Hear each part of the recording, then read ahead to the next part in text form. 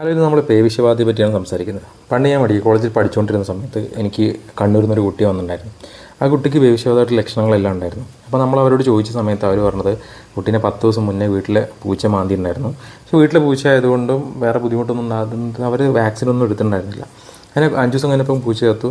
അതിനുശേഷമാണ് കുട്ടിക്ക് ഈ ലക്ഷണങ്ങൾ കണ്ടു തുടങ്ങിയത്. അങ്ങനെ കുട്ടി അവസാനം മരണപ്പെടുക ചെയ്തത്.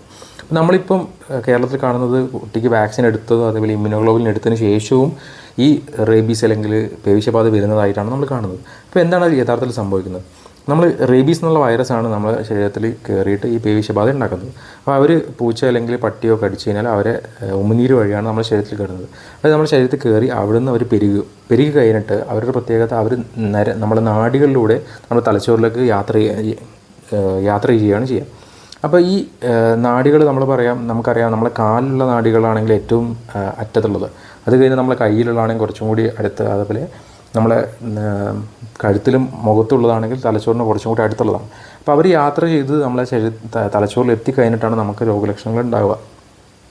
അപ്പം അത് ചില കണ്ടീഷനിൽ ഇപ്പം അത് കൂടുതൽ വൈറസ് നമ്മുടെ ശരീരത്തിൽ കയറുകയാണ്, അല്ലെങ്കിൽ അവർ കടിച്ചിരിക്കുന്നത് നമ്മളെ മുഖത്തോ നമ്മളെ കയ്യിലോ ആണ്, അതല്ലെങ്കിൽ അവർ നമ്മളെ നാഡികളിലേക്ക് നേരിട്ട് കടിക്കുകയാണെങ്കിൽ ഈ വൈറസ് നമ്മൾ തലച്ചോറിൽ എത്തിപ്പെടാനുള്ള സാധ്യത വളരെ കൂടുതലാണ്.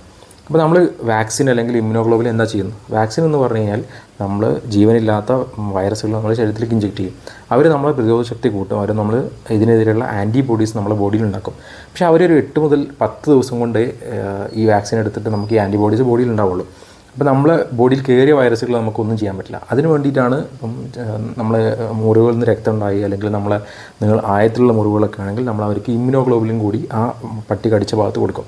അവരെന്ത് ചെയ്യുന്നത് വെച്ചാൽ അവർ നേരിട്ട് പോയിട്ട് ഈ വൈറസുകളെ നിർവീര്യമാക്കുകയാണ് ചെയ്യുക. അപ്പോൾ ഈ ഞാൻ പറഞ്ഞ 3 കണ്ടീഷനിൽ ഇപ്പം അത് നാഡികളിലേക്ക് നേരിട്ട് കടിക്കുക, അല്ലെങ്കിൽ കൂടുതൽ വൈറസ് ഉണ്ടായിരുന്നു, അല്ലെങ്കിൽ അവർ മുഖത്തോ കൈയിനടുത്തോ കടിച്ചിരിക്കുന്നതെങ്കിൽ അവർ ബ്രെയിനിൽ എത്തിപ്പെട്ട് നമുക്ക് അസുഖം ഉണ്ടാകാനുള്ള സാധ്യത വളരെ കൂടുതലാണ്. അത് തന്നെയായിരിക്കും മിക്കവാറും നമ്മുടെ നാട്ടിലിപ്പം കാണുന്ന സിറ്റുവേഷൻ.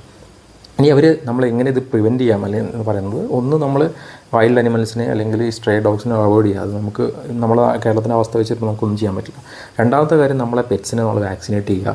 മൂന്നാമത്തെ കാര്യം, നമുക്കൊരു ഡോഗ് ബൈറ്റോ അല്ലെങ്കിൽ എന്തെങ്കിലും പ്രശ്നം ഉണ്ടായിക്കഴിഞ്ഞാൽ, കാറ്റ് സ്ക്രാച്ച് ഉണ്ടായിക്കഴിഞ്ഞാൽ നമ്മൾ പെട്ടെന്ന് പോയിട്ട് അത് സോപ്പും വെള്ളവും ഉപയോഗിച്ച് 10-15 മിനിറ്റ് കഴുകുക. അത് കഴിഞ്ഞിട്ട് നമ്മൾ ഡോക്ടറെ കണ്ട് വാക്സിൻ എടുക്കുക അല്ലെങ്കിൽ ഇമ്മ്യൂണോഗ്ലോബുലിൻ എടുക്കുകയാണ് നമ്മൾ ചെയ്യേണ്ടത്.